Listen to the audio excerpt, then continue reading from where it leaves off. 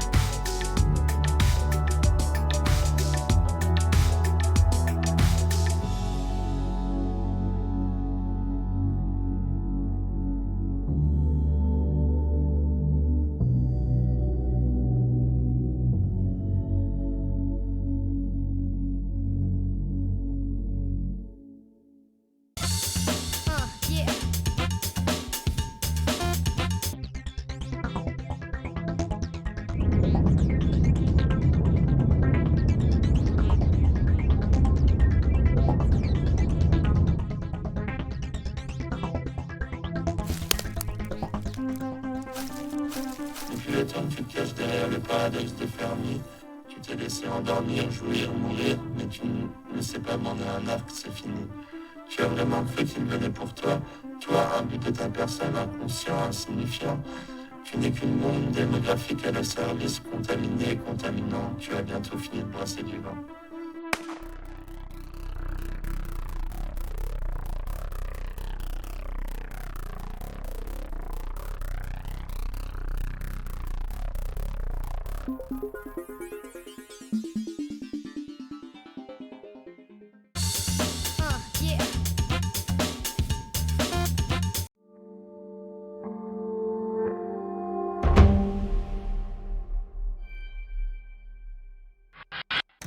Bonjour à vous, c'est le G, et aujourd'hui dans ma décapsule, je vous présente 808 Noche. 808 Noche est un artiste émergent dans la scène musicale, connu pour ses sons que je qualifierais de space, qui mélangent des éléments de trap, de hip-hop et parfois un peu d'électronique. Avec un sens aigu du rythme et une capacité à créer des mélodies captivantes, 808 Noche se distingue par son style et sa signature sonore, qui sont pour moi les plus immersives. Ses beats sont souvent lourds et atmosphériques, offrant une toile de fond parfaite pour des flows dynamiques et des paroles captivantes.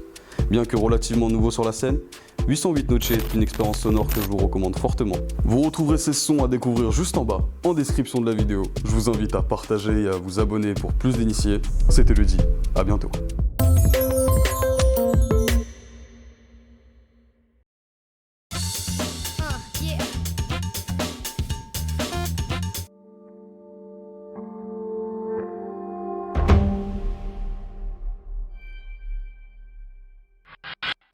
Salut tout le monde, c'est Solène et aujourd'hui pour ma décapsule, on va parler des trous noirs. Mais en fait, un trou noir, qu'est-ce que c'est? Quand une étoile massive meurt, le noyau de cette étoile s'effondre sur lui-même, ce qui entraîne l'expulsion des couches externes de l'étoile en une gigantesque explosion qu'on appelle supernova. Le centre du trou noir est appelé une singularité gravitationnelle. D'ailleurs, plus le trou noir est massif, plus il est froid. La force d'attraction est tellement puissante que tout ce qui s'approche d'un trou noir finit aspiré. Que ce soit des roches, de la poussière ou même des étoiles tout entières. Rien n'y résiste, même pas la lumière. La force gravitationnelle d'un trou noir est tellement élevée que même le temps se dilate et s'écoule plus lentement. Si un astronaute se rapprochait un peu trop d'un trou noir, les battements de son cœur s'espaceraient et l'aiguille de sa montre tournerait de plus en plus vite. Chaque seconde qui s'écoule durerait pour lui une éternité. Forcément, un tel phénomène a suscité de nombreuses théories, notamment sur la téléportation et le voyage dans le temps. Il n'est pas impossible qu'un trou noir ait une sortie pour évacuer tout ce qui est aspiré, dont la lumière appelée trou blanc. Le trou blanc est le trou de verre qui est le couloir entre les deux dont l'existence a été suggérée par Einstein et Rosen, et appelé trou de verre.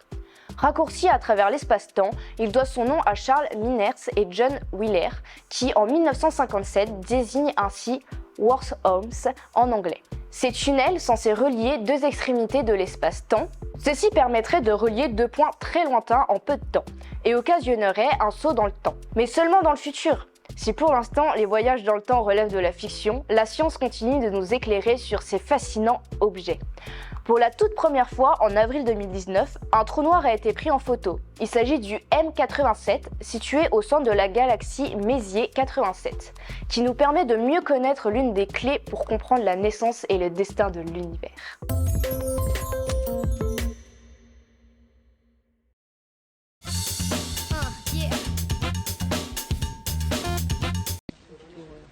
Denis Jandin, 31 ans, dit Totor. Il est employé municipal, mais sa passion, c'est la vie de quartier, la rue, les jeunes et l'animation. Sur son compte personnel, il a déjà organisé quelques opérations destinées à occuper les jeunes qu'il côtoie dans les HLM où il réside lui-même. Totor, il aime bien les jeunes, et les aider. Puis ça fait assez longtemps que je le connais, comme j'ai habité 18 ans à la Jupe, donc je l'ai rencontré comme ça. Cette année, Totor propose à une dizaine de jeunes de faire une randonnée en mobilette sur les petites routes. Destination Orléans, à 600 km d'ici. Près de 600 francs d'essence par mobilette sont nécessaires. Le voyage doit revenir à 11 000 francs en tout. Mais cela n'effraie pas ce bénévole dans l'âme. Il y a les jeunes, et puis qu'il faut les changer parce que autrement c'est des jeunes qui risquent de devenir délinquants et moi je suis contre ça. On a dû réparer toutes les mobilettes, puisque c'était des mobilettes anciennes qu'on a récupérées gratuitement bien sûr. Et puis voilà quoi. Et maintenant, vous allez vous éclater? Ah oui, on va bien s'amuser. Entre copains, tout ça quoi. Même s'il a créé une association il y a un mois de cela, Denis Jandin est obligé d'investir une bonne part de sa poche. Les jeunes participent également, ils apportent les revenus de leur petit boulot. Quelques sponsors tout de même bienvenus, Mop Shopper, Norma et Galaxy Gym.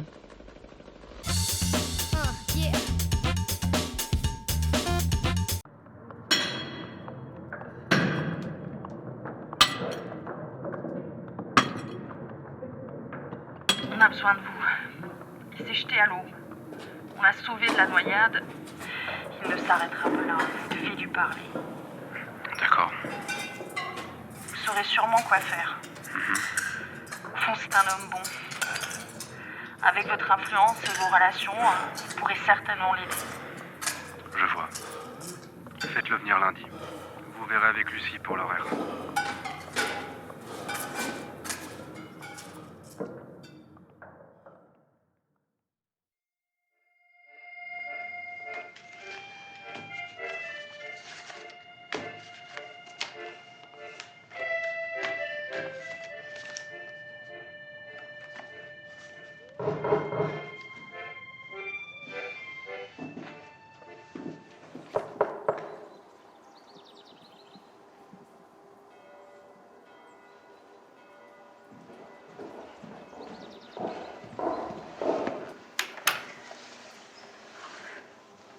Monsieur Leguet, je vous attendais. Venez, entrez. Allez. Entrez, c'est par là. C'est par là, allez-y.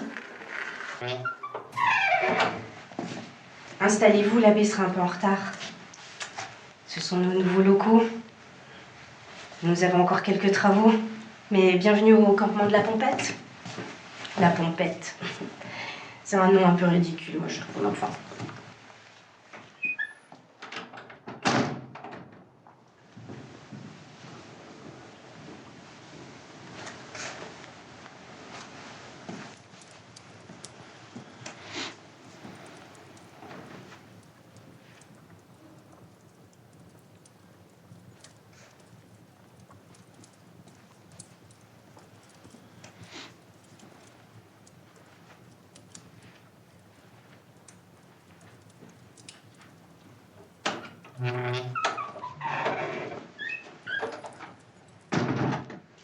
Ah, c'est vous.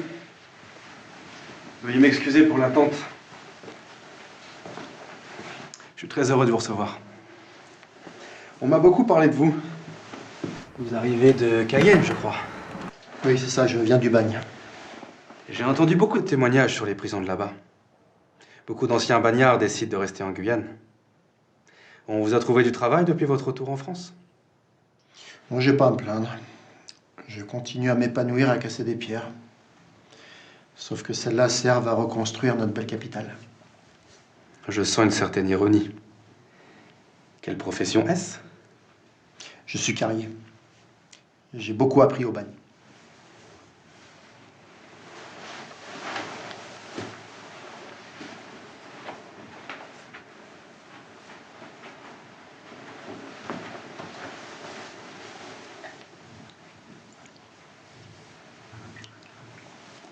Sauf qu'ici, il n'y a ni maladie, paludisme, malaria, ni violence entre détenus. Il est vrai que j'ai plus de chances de survie. Maglan. Et il fallait... Le même tableau aurait pu être brossé dans les ateliers textiles avec les poussières de soie et les déchets de coton. Or, avec des procédés de fabrication qui n'étaient guère différents de ceux du passé, il fallait imposer aux travailleurs des journées de travail exténuantes. C'était en général de 12 heures en province et de 11 heures à Paris. Mais ce chiffre était toujours dépassé dans les filations. En fait, très souvent, le travail commençait dès le petit jour et ne cessait qu'à la nuit. Est-ce que vous avez fait de la prison, vous? La Gestapo. Vous étiez résistant? Oui. C'est même durant cette période que j'ai connu Lucie. La brave Madame Coutaz qui vous a accueilli.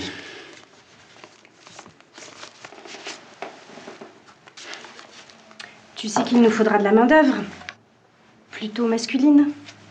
Du général.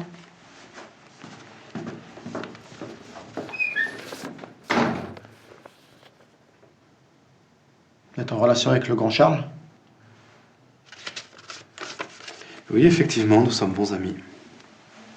Ça vous étonne peut-être?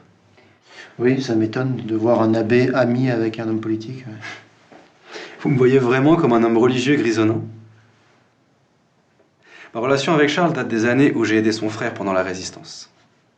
Donc effectivement, j'ai fait de la politique pendant quelque temps. Et aussi surprenant que ça puisse vous paraître, la religion n'empêche pas d'avoir des opinions politiques.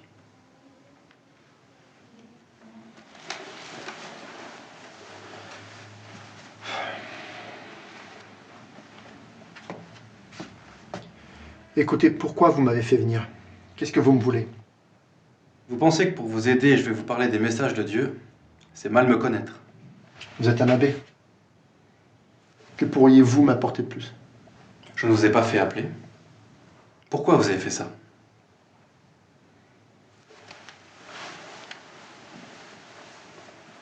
Vous avez cherché à vous ôter la vie. Car celle-ci vous est insupportable. Et en quoi ça vous concerne que ma vie soit insupportable?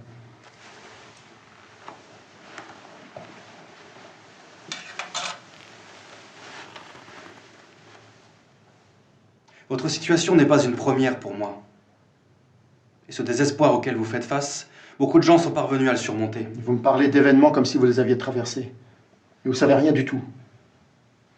Je suis conscient d'en savoir peu. Mais dans ce cas, répondez à mes questions. Pourquoi avez-vous été envoyé au bagne?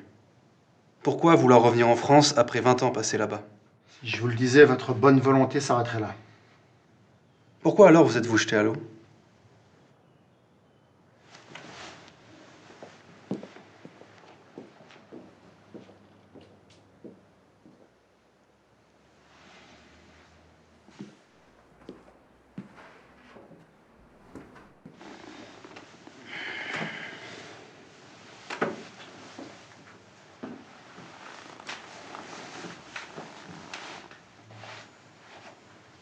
Vous savez quelle est l'espérance de vie moyenne d'un bagnard en Guyane? Oui, je suis au courant, oui. J'étais enfermé entre ces murs. Pourquoi alors se donner la mort après être enfin sorti de cette prison, alors que la plupart des prisonniers y survivent seulement 5 ans? La mort vous aurait-elle apporté la sérénité face à vos remords? Mais j'ai pas de remords. Ce que je veux, c'est la fin. Je compte pour plus personne. Quand je suis rentré de Cayenne, j'ai trouvé ma femme dans les bras d'un homme. Ma fille, elle m'a pas reconnu. C'est ma famille qui m'a permis de tenir pendant toutes ces années. Et vos parents? Sont-ils toujours en vie? Mon père, je l'ai tué, c'est pour ça que j'ai fini au bagne.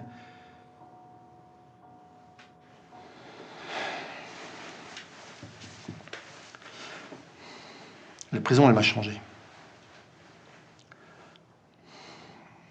Aujourd'hui, je casse des pierres comme je l'ai cassé à Cayenne. Vous croyez que c'est une vie? Pour qui et pourquoi je continuerai à vivre? Vous êtes sorti de prison, et maintenant vous êtes un homme libre. Mais la liberté, c'est une illusion. Vous croyez sincèrement que les personnes autour de moi pensent que je suis libre et que j'ai payé ma dette? Mais non. Les gens me considèrent comme un meurtrier et que je suis rempli de péchés et que je vais finir en enfer parce que j'ai tenté de me suicider.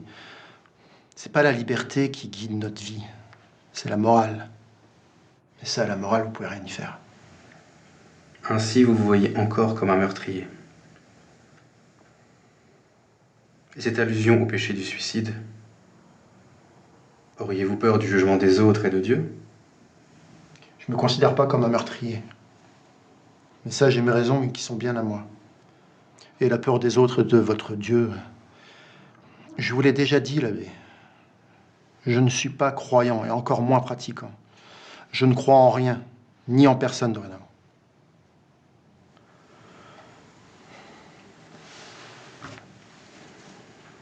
Et ce jour où vous avez sauvé cette famille d'un incendie, ce n'est pas pour ça qu'on vous a gracié? Si vous ne croyez en rien ni personne, qu'est-ce qui vous a poussé à les sauver? Quand j'ai vu la maison en flammes, j'ai pensé à ma fille, j'ai pensé à ma femme. Alors oui, ça m'a rendu libre, mais à quoi bon? J'arrive même plus à vivre seul. Vous n'êtes pas différent des autres, et ce décalage sera vite rattrapé. Je vous demande aucune pitié. J'y réfléchis longtemps avant d'essayer de me donner la mort. Mais à chaque fois, je suis arrivé au même résultat. Alors pourquoi continuer?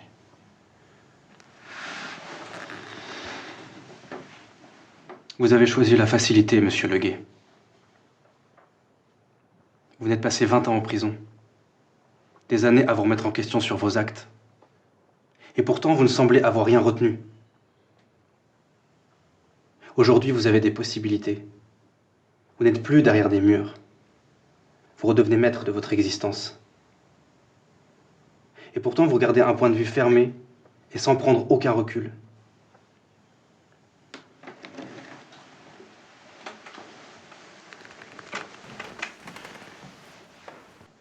À quoi vous attendiez-vous en revenant? À retrouver votre femme avec un tablier, 3 assiettes sur la table et le bourguignon? Après 20 ans? Ma fille n'appartient pas au passé. Elle m'a pas reconnu, c'est vrai, mais je suis toujours son père. Justement, vous êtes toujours son père.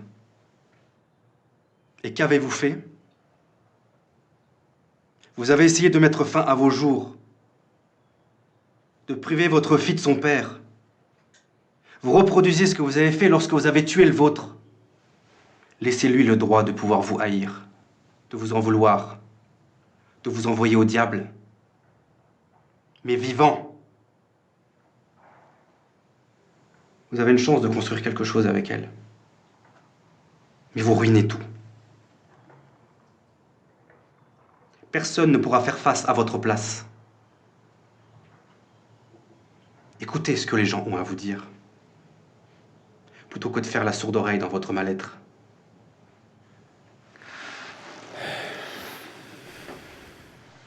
Tu veux mourir, certes, et rien ne t'anime. Et c'est justement là que tu pourrais nous être bénéfique à tous. J'ai lancé un projet. On a nos locaux, mais pas de main-d'œuvre. On veut aider des gens dans le besoin, en les logeant, en leur donnant du travail. Et ça, dans le monde entier. Que des établissements soient mis à disposition. Que l'entraide et la générosité soient au cœur de nos motivations. Moi, je ne vais rien te donner. Mais toi, puisque tu veux mourir,